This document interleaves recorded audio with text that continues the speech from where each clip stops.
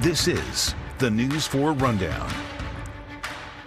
Good evening, everyone, and welcome to the News 4 Rundown. I'm Un Yang. It's Tuesday, April 21st. Here's a look at some of the stories we're following for you tonight. Coming up, serious about safety. Maryland leaders stressing the importance of paying attention on the highway, how they plan to create safer streets for drivers and road crews alike. Plus, bringing a 19th century courtroom drama to life. How one local theater is telling the story of an enslaved woman in Arlington who fought for her freedom. But we begin tonight with a high stakes in votes for Virginia that could change the balance of power in Congress. Polls closed across the Commonwealth in the last 30 minutes in the state's redistricting referendum battle. So this is how things look right now. But if voters adopt the new map, it could net Democrats 4 additional seats in Congress. So far, with 52% of votes going to no and 48% of votes going to yes. And that is the current count as of now.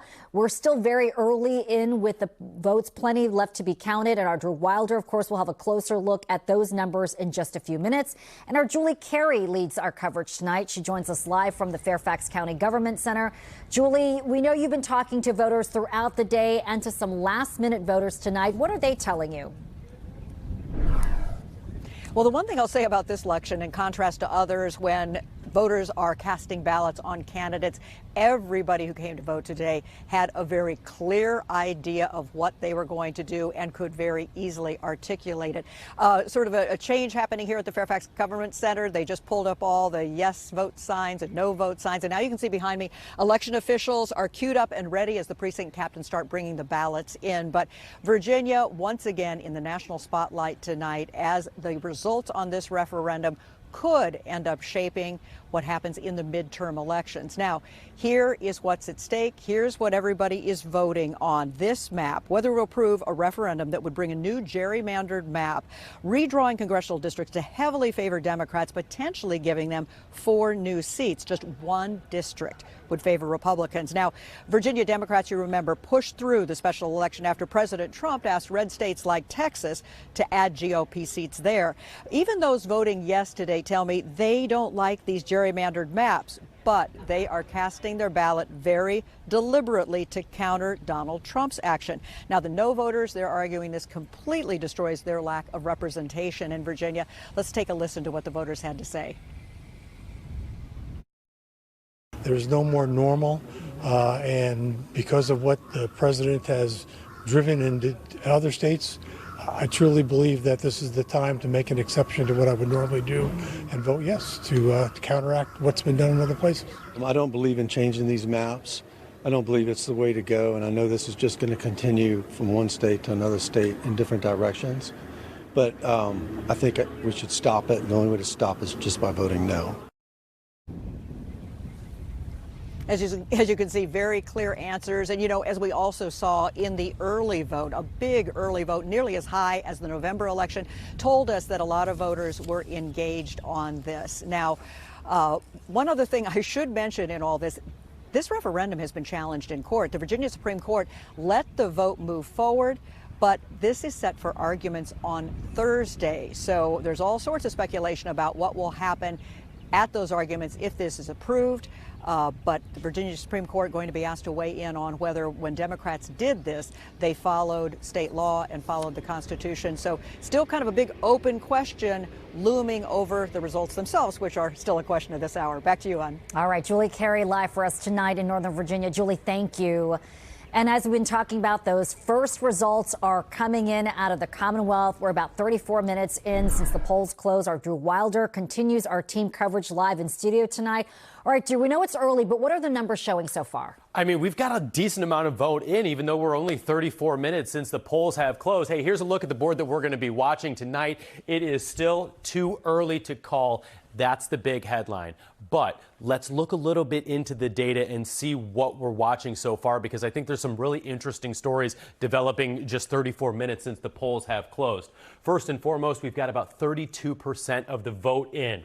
This is how our map is color graphing the results tonight. Purple for no, orange for yes. So right now we see that there's about a 7-point spread here in favor of no, again with about a third of the vote in so far. What kind of vote is that, and how many votes do we have outstanding? We've got a little bit more than 2 million votes left to count, so this is a long way from over.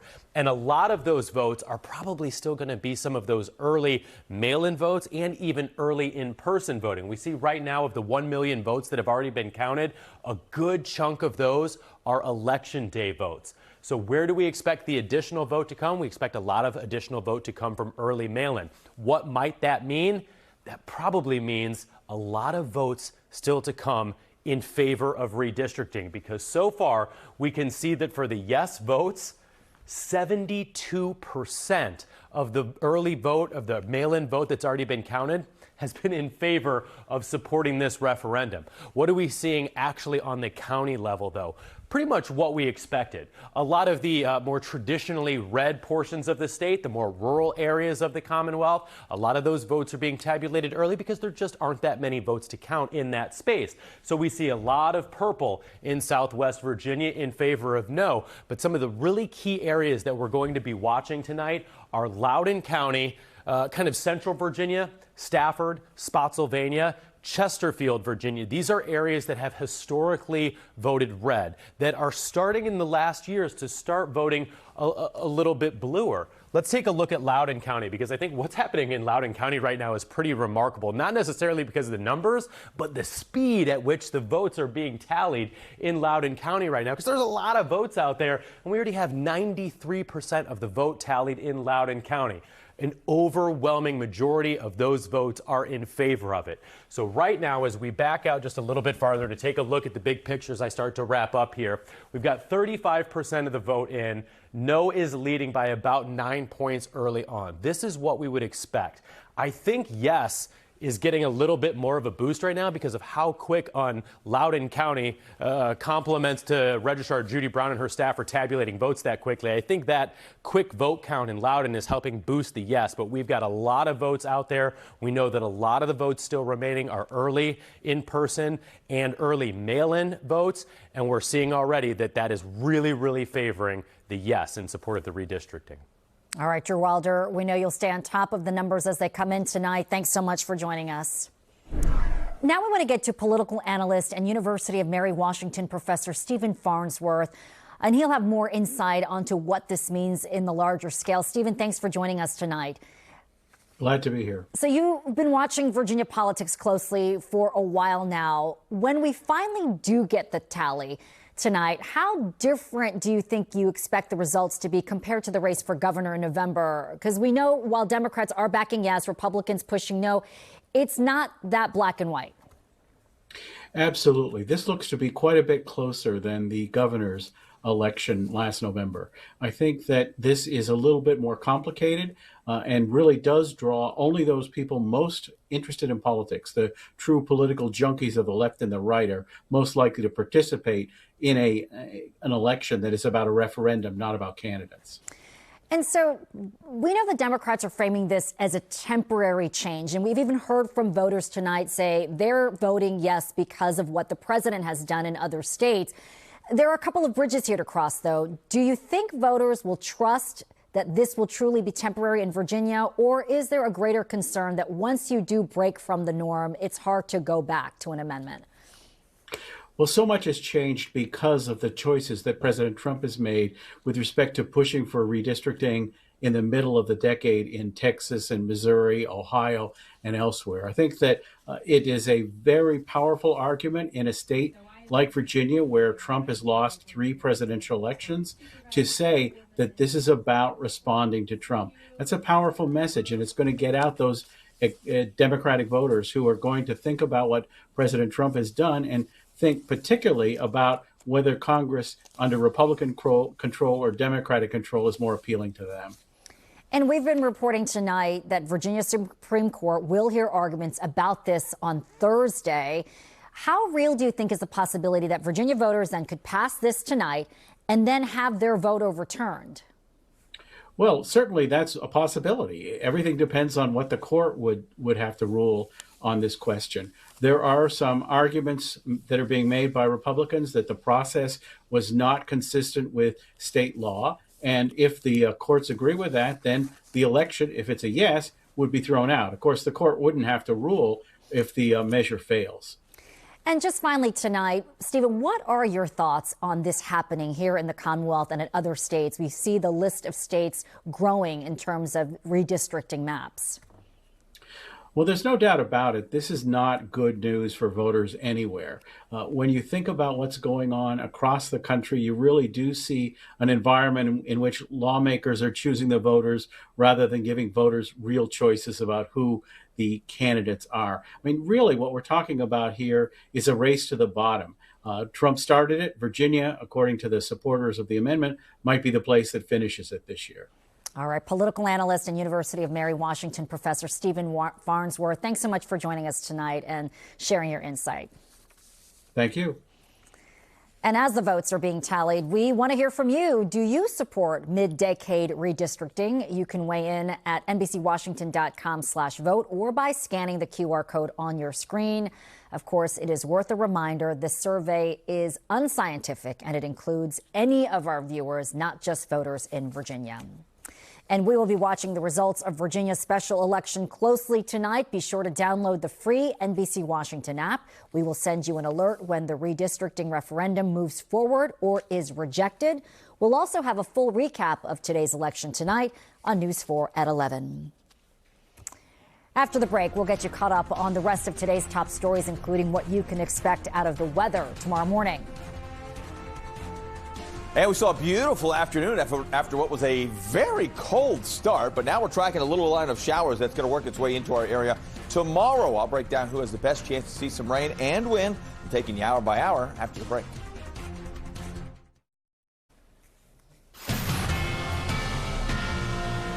Back now with some of today's top stories. The D.C. Council voted to table a discussion about extending the emergency for youth curfew enforcement. The council will not take this up again until May 5th, 4 days after the emergency order signed by Mayor Bowser expires. The council did approve a permanent juvenile curfew that would allow the city to declare 8 p.m. youth curfew zones. That policy still needs congressional review. It is not expected to take effect until the fall. A 17-year-old has been arrested in connection to a threat made against the daughter of D.C. mayoral candidate Kenyon McDuffie. D.C. police say the threat came via social media and threatened to harm McDuffie if he did not unban the rideshare app Empower. Empower says that person is not connected to the company in any way. News 4 has reached out to McDuffie and his campaign for comment. The jury in the D.C. murder trial of Jamie Macedo is taking a 2-week break. Macedo is accused of killing Kentucky high school teacher Maxwell Emerson on the Catholic University campus in 2013. The jury has spent 7 days deliberating without reaching a verdict. One juror is leaving for an international trip tomorrow, and rather than declare a mistrial, the judge has asked the jury to come back and continue deliberations on May 4th. The state of Maryland and the federal government have filed lawsuits against D.C. Water after that massive sewage spill that sent raw sewage into the Potomac River. Maryland's Attorney General claims D.C. Water was negligent and should be held accountable. The DOJ claims D.C. Water failed to properly operate and maintain the underground sewer line. A spokesperson from D.C. Water issued a statement saying it will continue to work with all parties, including the Maryland Department of Environment. All right, so be honest, when you drive through a work zone with road workers present, are you as focused as you should be? This week is National Work Zone Awareness Week, a time to call attention to safer roads. And as we hear from News 4 transportation reporter Adam Tuss, there is more work to be done when it comes to road safety.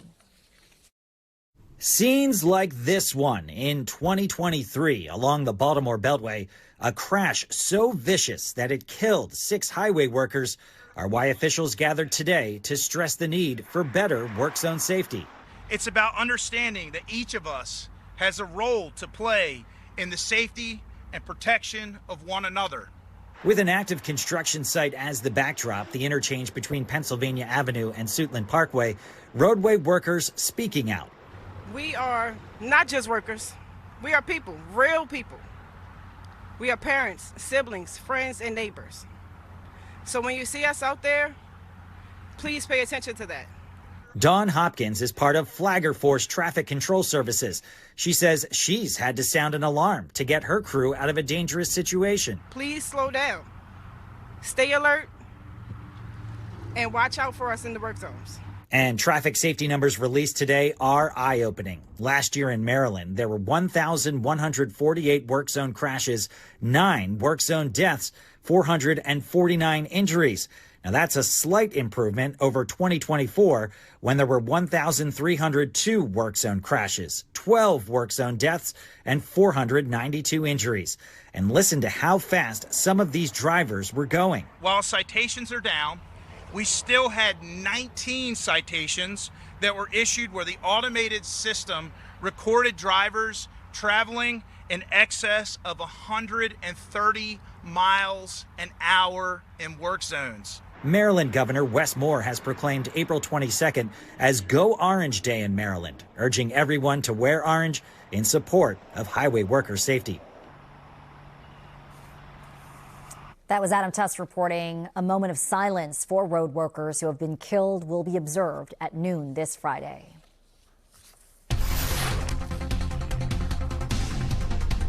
All right, after a super cold night, Doug. Yeah. A little bit of a rebound, though, today. Not a whole lot warmer, but, you know, the sun Back into came the out. 60s, Yeah. you know, and 60s, sunshine, light wind. That's a nice afternoon. But you mentioned that cold start. Oof. Boy, was it cold. Take a look at these numbers. These morning lows, these were records in some areas. Dulles Airport, a record low of 27. Martinsburg, 25. 36 D.C., 27 in Culpeper, 31 in Fredericksburg. So, yes, very cold air out there early this morning. Now, I mentioned the records. Dulles, Martinsburg, Charlottesville, all setting records. Martinsburg coming in at 25, beating the old record that has stood for over 100 years. How about that? Now, temperatures tonight as the sun is continuing to make its way down. Currently sitting around 61 degrees. Winds out of the south at 16 miles an hour. That southerly wind, as well as some clouds that will be moving in, will keep us much warmer overnight tonight. We're currently in the upper 50s to low 60s, 59 Gaithersburg, but 63 in Leesburg. Culpeper coming in at 64. So a nice night tonight. Temperatures, of course, will cool, but it's not going to be nearly as cold. We don't have any rain in our area, but back to the west, you can see some shower activity trying to work its way through. Most of this not reaching the ground. But back farther to the west, we're tracking the clouds and the showers moving down south of Chicago right now. That system works its way into our area during the day tomorrow. Now, notice by early tomorrow morning, the temperature difference. Again, last night we were in the 20s.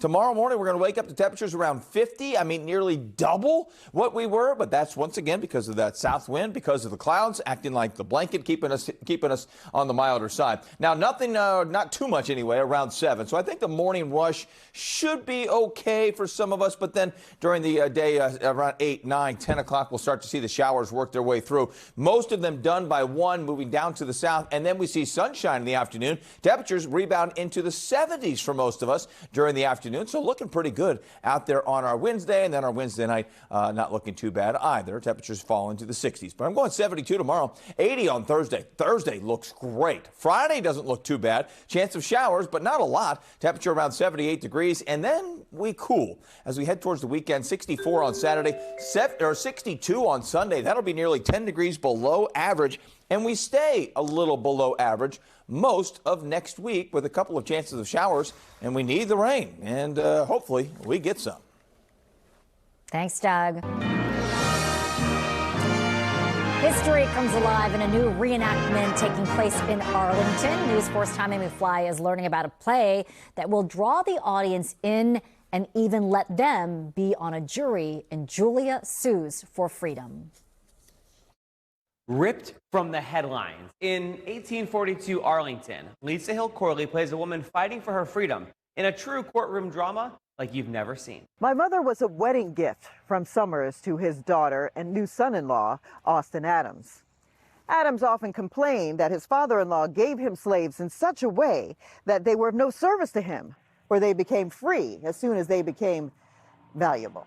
Somewhere between a play and a reenactment. She is legally free. That is what this trial is to determine. a real-life case of Julia Roberts, not that one, who sued for her freedom. Her mother was freed before she was born. She was able to get a lawyer to sue the slave owners who claimed that they still owned her and kept her captive. You've spent weeks and months. You were cast in the show. You then learned of the show. You're performing the show. Why was it so important to bring this piece of history to life? It was history right here in my backyard that I didn't even know. I wanted to hear about someone who took matters into their own hands and their own agency and got themselves free and found a lawyer. And that there were people even in the South that would fight in the 1840s rather than like Civil War era times. I had to read it a few times before I figured out how I could put it together, when I could actually have the lawyers say what's in a written document. Guillotine Theater's Catherine Azelford brought documents from Arlington Historical Society to life. What I'm calling a scripted reenactment. Catch 2 shows. First, Saturday, 3 o'clock at Ball Sellers House. It's exciting to do it here because this is the oldest house in Arlington. It was built about a century before Julia's story. So we're right, down the street from a 7-Eleven and into just a regular neighborhood. Our history is everywhere. So I think it's significant to have Julia's story told here. And there are some plaques, or as we call them, stumbling stones, right out front that mark the lives of people who were enslaved on this property. And at 11 a.m. on Sunday, audiences might be surprised when Julia Sues for Freedom pops up at Westover Farmers Market. So much fun to do these things in the open air for a crowd that may not expect to see it. What goes into that versus a theater situation where someone has bought a ticket, put it on their calendar, and showed up? In that kind of theater, especially with this material, will really lend itself to being more of a little bit of a teaching performance, more than just like a regular we're standing and people watching us and ask questions after. It would be like more about drawing people in. What would you tell somebody sitting on the Metro about Julia Roberts' story? Believe it or not, people were able to use the courts to get themselves free from slavery. Now, keep in mind that it was all about contract law and not about like any sort of moral decision about what's happening to people. I think these are important stories to be told. And on May 2nd, a plaque remembering the life of Julia Roberts will be unveiled in Arlington as part of the Memorializing the Enslaved program by the Historical Society of Arlington. I'm Tommy McFly, News 4. Stay with us. News 4 Rundown. We'll be right back. We're back now with the latest on the Virginia special election. Virginia voters deciding whether to give the go-ahead for a potential mid-cycle redistricting. Drew Wilder has been following the story, and he's at the big board now with the latest numbers. Drew, what are you seeing? Well, this is shaping up exactly like we expected it would. Early on, we've got a 5-6 point spread in favor of the opposition. Why are we seeing that in the first hour? Well, because a lot of the smaller, traditionally more red areas of the Commonwealth are getting their votes in sooner because there are fewer votes to count. Here's what I anticipate we'll see over the next hour. I think those in favor of the redistricting referendum are going to start to see some votes come in, and here's why. Let me show you Chesterfield County. This is a very dense suburb outside of the city of Richmond. 58% of the vote tabulated in Chesterfield right now, and the majority of the vote that has been tabulated there so far is the election day vote. They're just starting to get to the mail-in ballots, and they haven't even tabulated a single early in-person vote in Chesterfield County. And you can start to see why this is really going to matter. Let me back you out statewide, but I'll tell you that in Virginia Beach, it is the exact same story. They haven't started to count the early vote yet. And what is happening with the early vote? It is overwhelmingly in favor of the yes vote. We're going to track these numbers throughout the night, and we will continue to update you on NBCWashington.com and right here on News 4. Drew, thanks so much. We have another busy night right here on NBC4. Coming up next, we have a pair of Game 2s in the first round of the NBA playoffs. First, the Trailblazers versus the Spurs, followed by the Rockets against the Lakers. News 4 at 11 will air on time on our streaming channel. You can also catch the news right after the end of the Rockets and Lakers game. That's going to do it for the News 4 Rundown. Have a great night, everyone. We'll see you at 11.